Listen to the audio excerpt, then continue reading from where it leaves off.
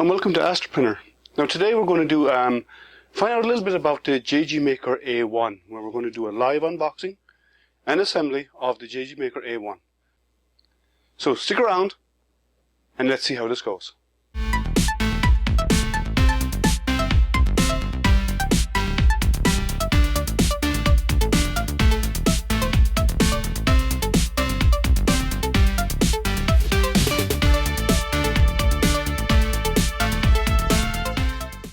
So, welcome back. So we're going to talk a little bit about the JGMaker A1 AstroPrinter. So we're going to talk a little bit about the JGMaker A1 printer. It's an FDM printer, and I have one here. We're going to go through a live unboxing, and we're going to do an assembly, and then we're going to kick off some test prints to see how it looks. Now, not many people know a lot about JGMaker. They've been around a long time, actually. They really spend a lot of time in the heavy industrial side of things with regards to 3D printing. They do really large SLA printers that are SLA resin printers that are up to 600 by 600 by 600 print area, which is massive for a resin printer. So we're going to go over some of their the A1, do an assembly, and walk through the process and see how it goes.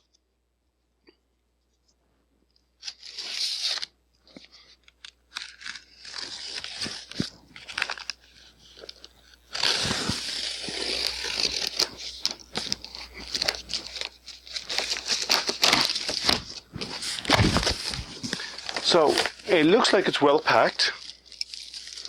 Everything is strapped together, so nothing moves around inside the box, which is always a good sign.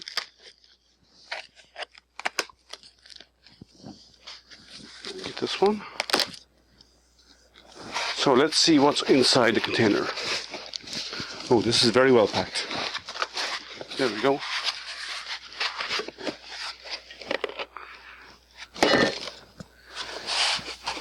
So when you lift it up first, the first part comes out is your x-axis,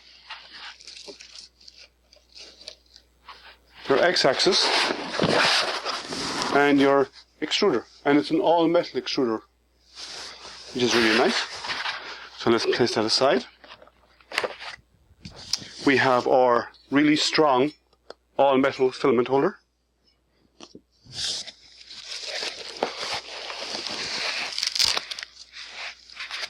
And I have a feeling I opened this upside down.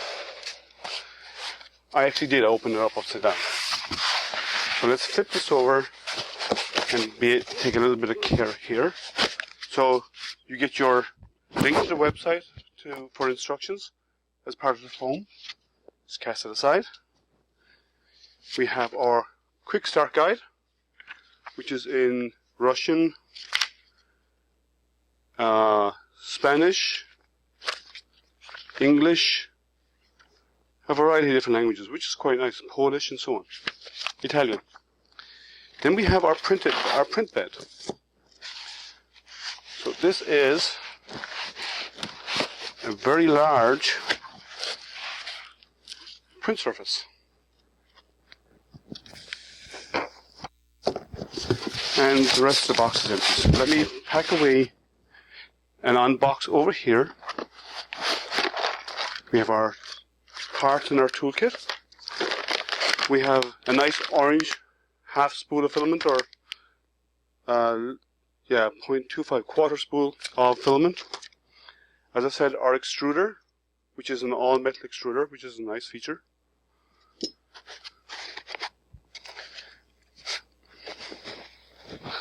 And this is very well packed.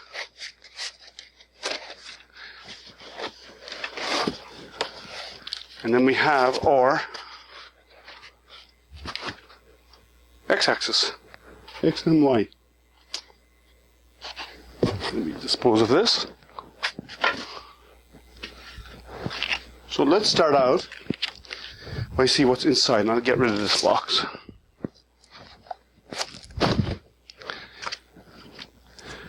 So let's see what's here. So we have our filament. Let's open our parts kit and see what it includes. So it includes a spare nozzle. It has your USB, your power, some metal bed clips which are nice, some parts, some hex bolts and some zip ties and washers, which I'm sure we'll be using later on. Your warranty card, your hex keys needed for the assembly and maintenance. And the one thing I like about these is they come with a full-size USB. The JGMaker come with the JGMaker take USB, and this comes with a full-size USB adapter with a full-size SD card. So you're not dealing with these micro SD cards. It's a full-size SD card. It comes with an 8 gig scan disk, which are a good brand, and a simple adapter so you can plug it into your computer if you don't have an SD port on your computer. And it's nice and tidy and it's easy to transport, so I really like this. Let's put this aside, and we put our washers and so on over here. So let's start off with the assembly instructions. So the quick start guide provides no quick start instructions. Now, in saying that, they do have links to how to assemble online, so they do not actually include printed instructions. Oh, I stand corrected. Sorry, on the back of this card they have the instructions. The instructions are basically unpack everything, and it's a single one-piece drawing. I will show us a close-in of that in a moment. But it shows simple assembly, couple of bolts, hold it together, and you're done. So let's go through this. So we'll start off with our x-axis. Now, the x-axis comes with a nice touch screen. Nice. I love tearing those off. Nice touch screen, and it also comes with a diamond glass bed, which is JGMaker's version of their high-end bed, which is really nice.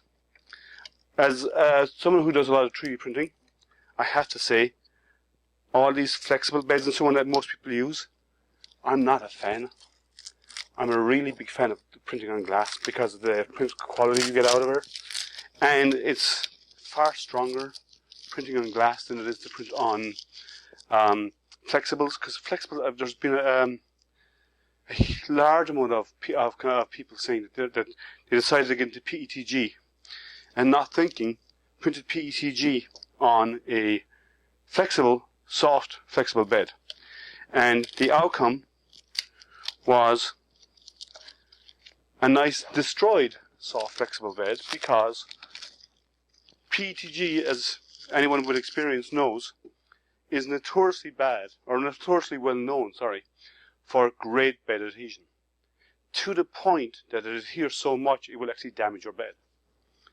So this is my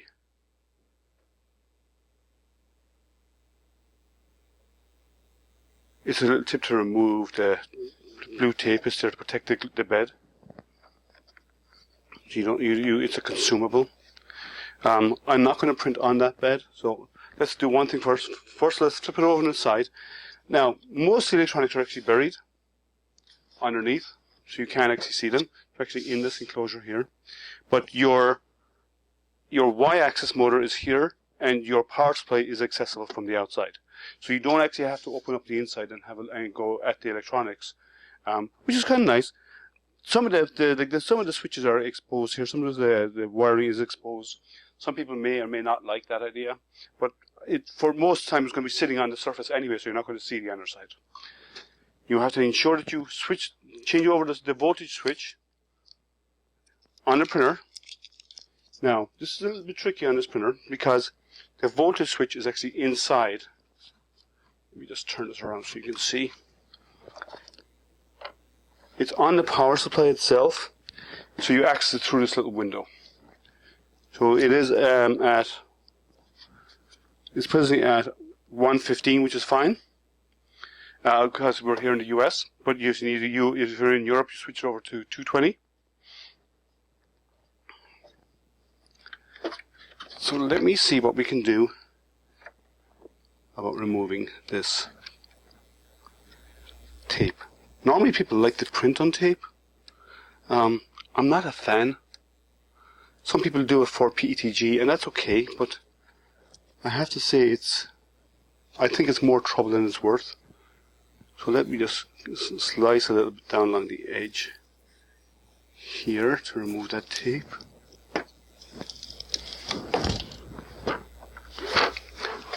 I understand why they're using the tape to protect the bed. It's a bit, instead of using a plastic cover, which is what most people do, they've actually decided to embed the bed in tape, which is good and bad.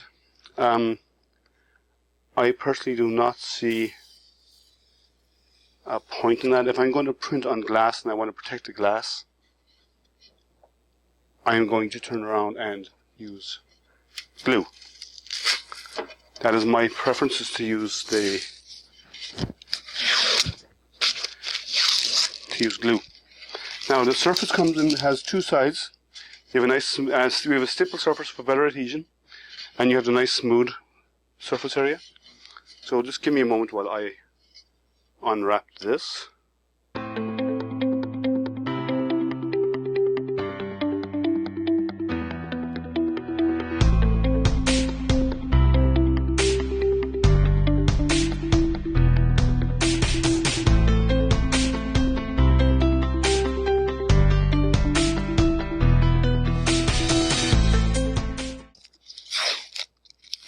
It's a nice idea, but if it was down to me, I'd probably wrap it in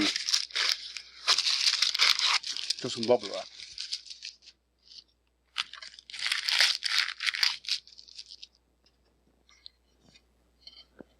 And while you can print straight onto onto that, as I said, I'm not a big fan of doing so.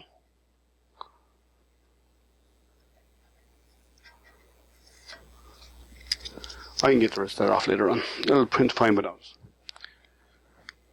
So, we have our bed, which is a fine size bed actually. It's a 300 by 300 by 300 build surface, which is a large printed surface, and I'm going to turn it towards me just to make life easy for me during the assembly. The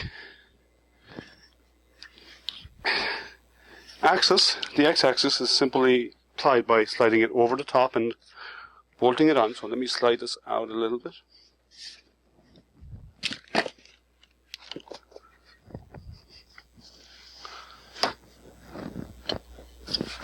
Make a bit of room here. I unpack my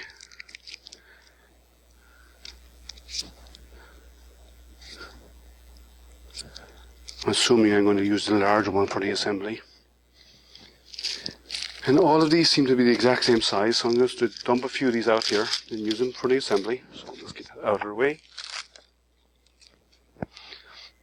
The assembly is straightforward.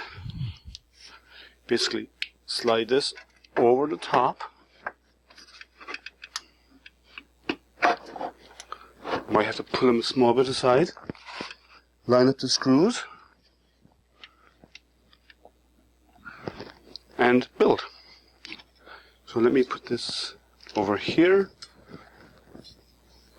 and I'm going to tilt it on its side to get the first of these screws in. It'll just make life easier.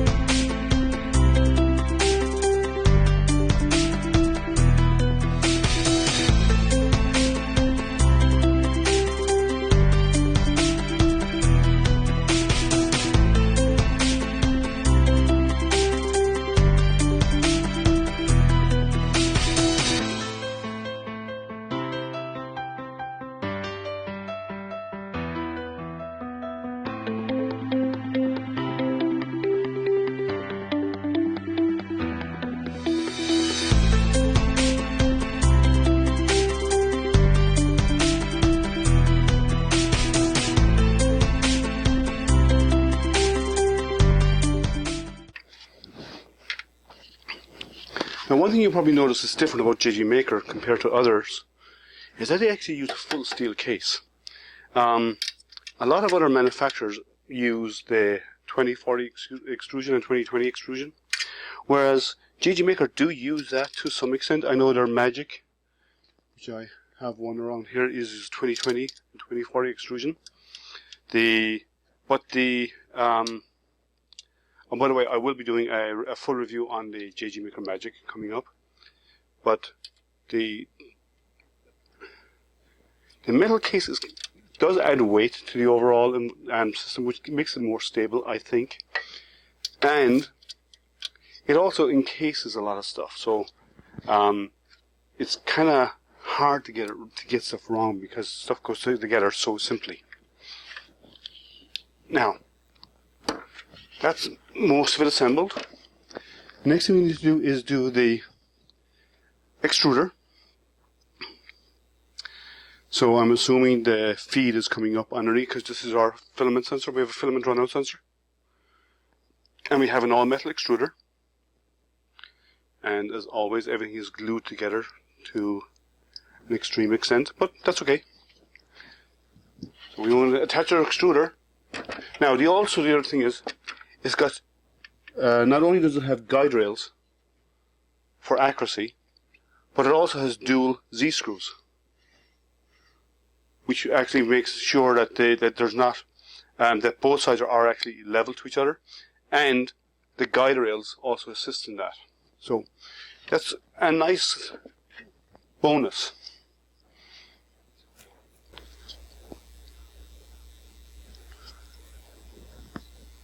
So the extruder goes on with the motor facing inwards, like here, to keep it out of the way, keep it nice and tidy. So let's try some of these smaller screws. Let me make sure I get the right hex key for them.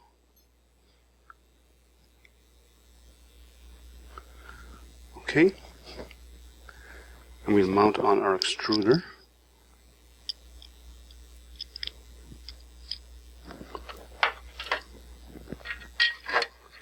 We just go down to the side here.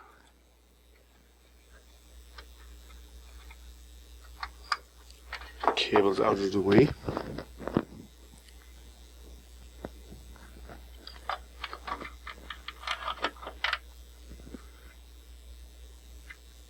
So with the extruder being separate, you're not carrying the weight of it. Oftentimes, the extruder is often mounted beside on the x-axis as it moves, or sorry, where the z-axis moves. It's actually mounted on the side of that and moves up and down with the z-axis. But this is actually mounted off to the side, so there's none of that weight on the z-axis as it moves up and down. Because you often get to the place where you have the wheels on both sides. We are not using dual z-screws. And you get some sort of binding because of the wheels. And that should be gone with the dual Z. But, take that out. But it also helps with the overall performance of the system by having that weight off to the side. Which is why it's important. And then the last one is 3 screws to attach our filament spool, filament holder. Start off with the first one. Again, there's 3 screws here on the side.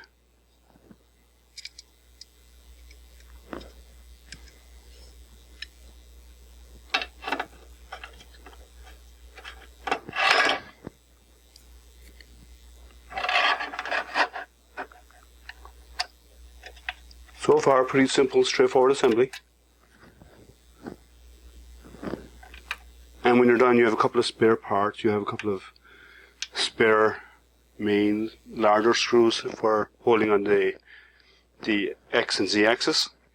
And you also have a spare small screw for the filament holder, or for use on the extruder in case you ever lost one or something.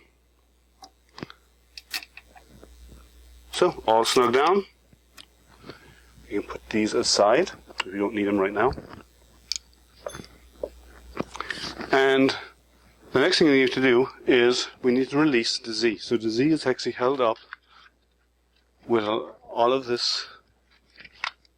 We can trim this off carefully because we don't want to cut into the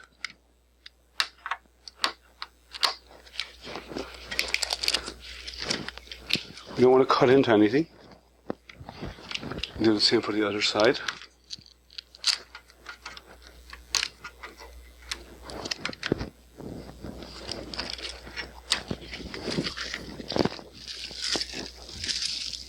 Throw that down there for our later disposal.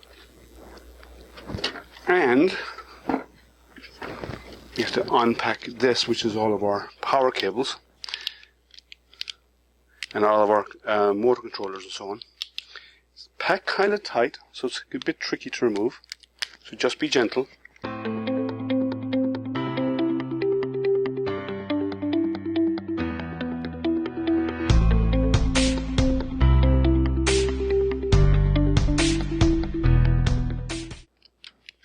And you have a nice tidy harness. So it goes from your extruder, which is over here, which has got a large, good hot end by the looks of things. It's cabled through this over into all the cables you need to attach everything, and everything is attached on one side. So let's see how everything is labeled.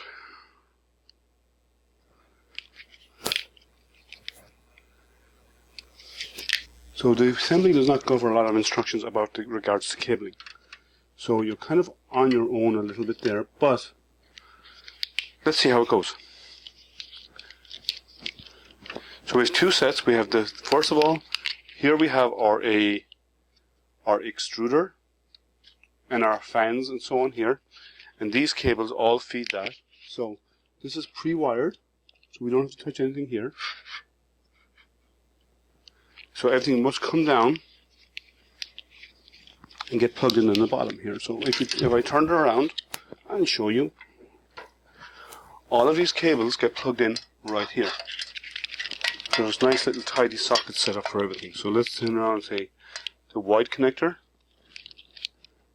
needs to go on here.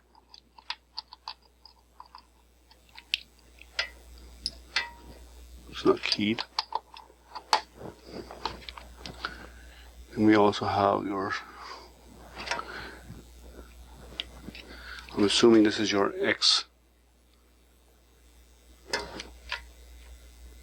I have to cut this just one moment.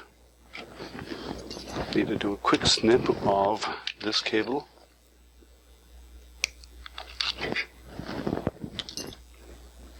So this is our extruder cable and our filament sensor. So it's already plugged into the extruder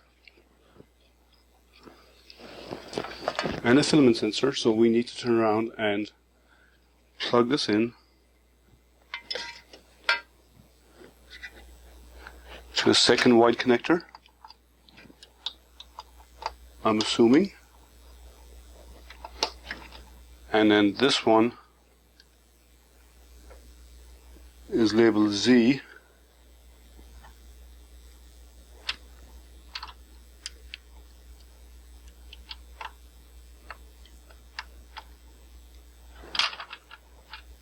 This one.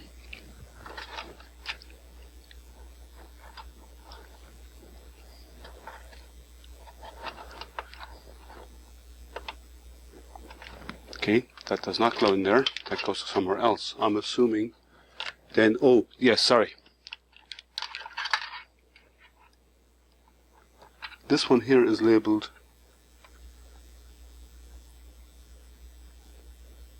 access switch, so I'm assuming it's the access switch for my X-axis, which plugs in up under here. So I'm going to lie it on its side to make this easier. The X-axis switch. This is the Z-axis switch. First of all, goes in. First of all, pass it through here to make it tidier.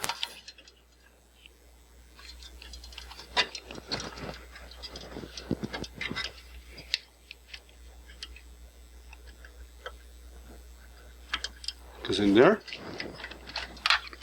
And then this one is called Z-axis motor, so that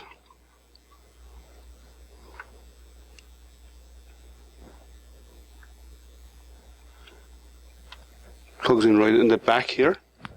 I can spin it around for you, as you can see. It goes right in here. This cable doubles over underneath to run the other, because the second Z-axis screw is not driven by the first. They actually run independent of each other. So you actually have to run the cable underneath.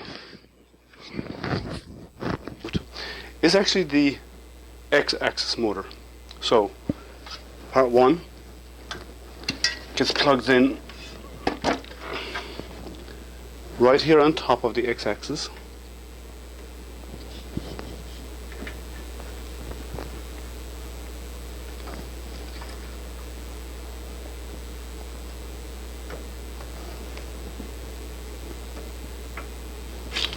And the other end, which I mistakenly unclipped, gets plugged in here down on the main board, the top clip, the top connector on the main board.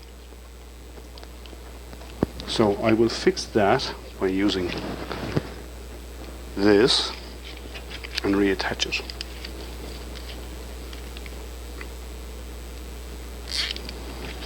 Which is why you get extra zip ties.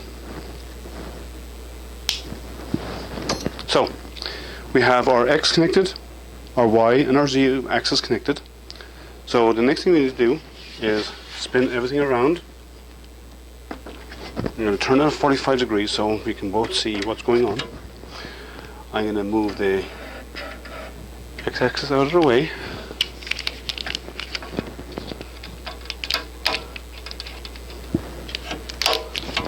And I'm going to use the nice print surface. Slide into place. And use these nice little metal clips that come with it. And it even gives you instructions of how to apply them. So one's assuming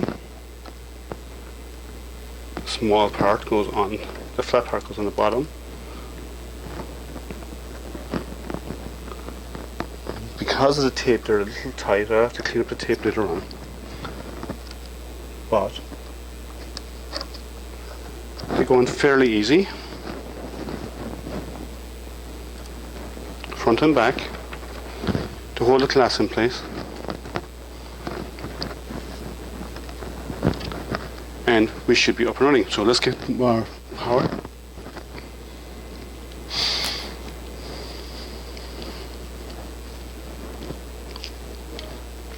We can plug it in.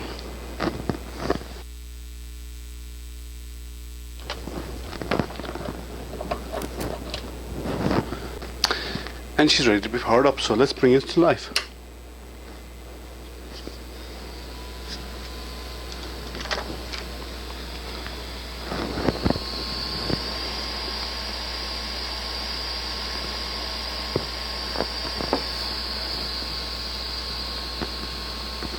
It has actually come up in English, which makes life easy. We have our heat, our move, our home function, print, about what gives you the information, level, extrude, which actually just pushes material through your extruder. So in about it tells you the firmware version.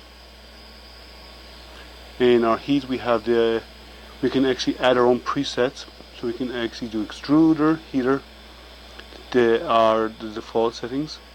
We can increase or decrease temperatures.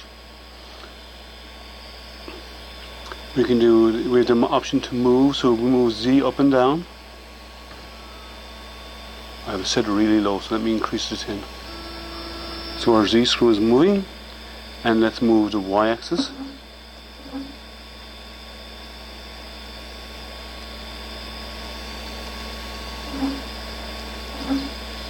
And the X axis. Everything's functioning. That's a good sign. So let's go back and let's get ready to do a print. We'll see how it goes. Now, as I said, the build surface of the printer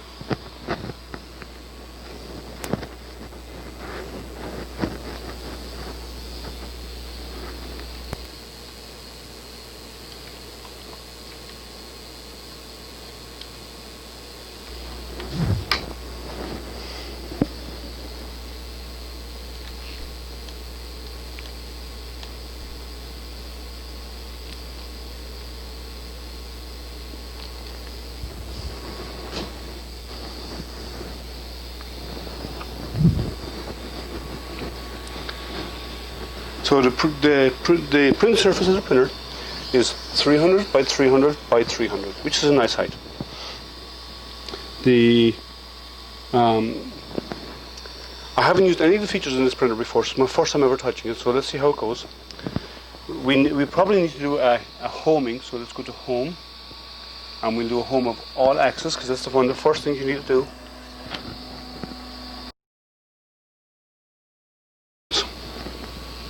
So we have everything homed. The nozzle seems a little high, so let's go through our bed leveling process. So as always, you use a sheet of paper. So we're going to go to level. So we can do 4 points, so let's do a first point.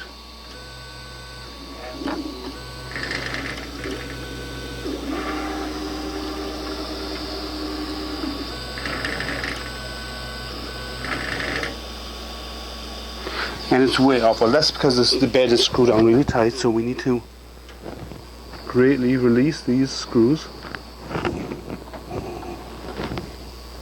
I say we need to do them on all axes.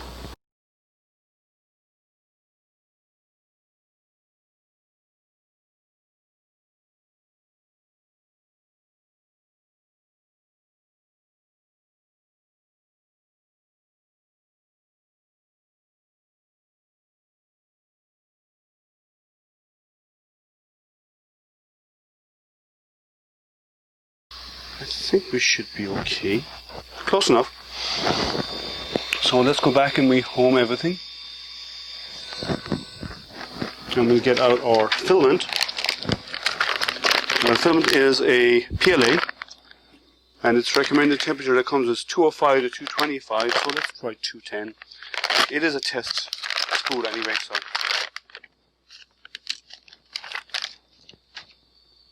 we need our level cutters. Now, level cutters did not come with this kit, which I'm kind of surprised, but I always have my own.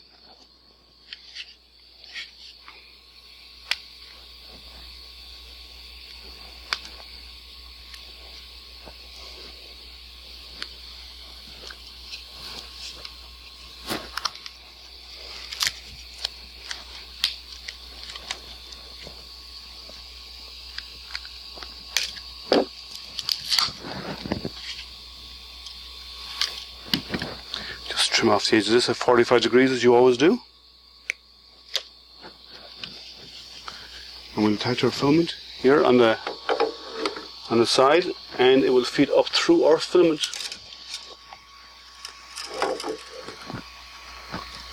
sensor here up into our extruder.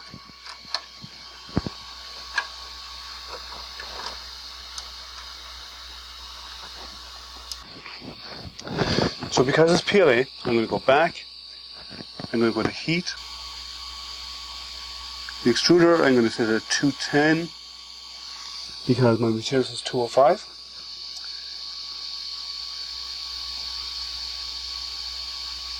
So that's starting to heat up right now.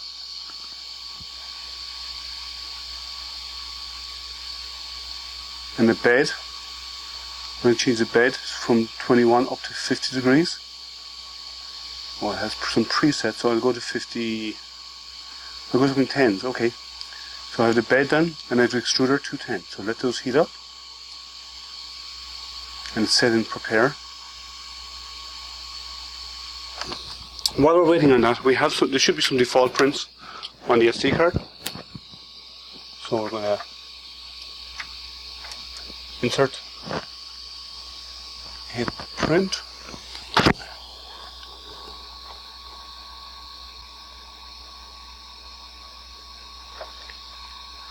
say yes to printing this. And while it's heating, we have the option here to do other stuff like pause, start, and other mode settings as well. So we can actually change the heat, the fan, and the speed of our print. So let this heat up.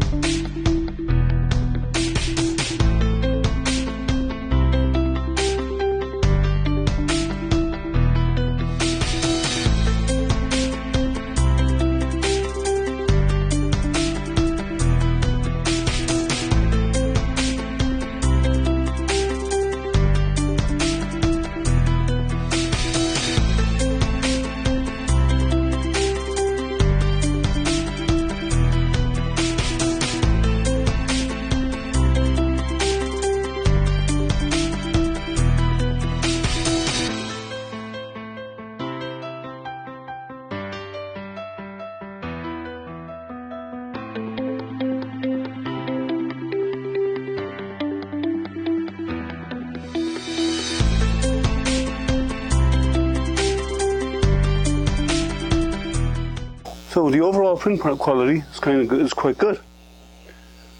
Surfaces are nice and smooth. There's nothing on the print that I can see that would make me think about that there was a mechanical issue. Overall, I'm happy with a nice smooth print surface. I don't know if you can see it well there. The different colour down here is actually, there was a bit of test filament still inside the nozzle when it went through its manufacturing process to test the nozzle. So that came out after the first layer. But after that, it's a nice finish, and it came off pretty easy. I did pry it off because it was still warm. When it gets cold, I'm sure it'll pop it off. But all in all, it's a nice little printer. It's a nice quality finish as well. Well, that's it for us today. I'd like you to, if you like what you've seen, please click on the subscribe button below.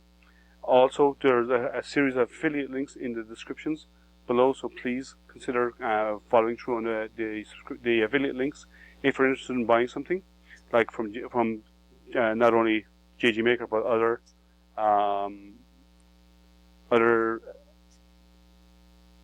manufacturers of 3D printing supplies that I have affiliates below.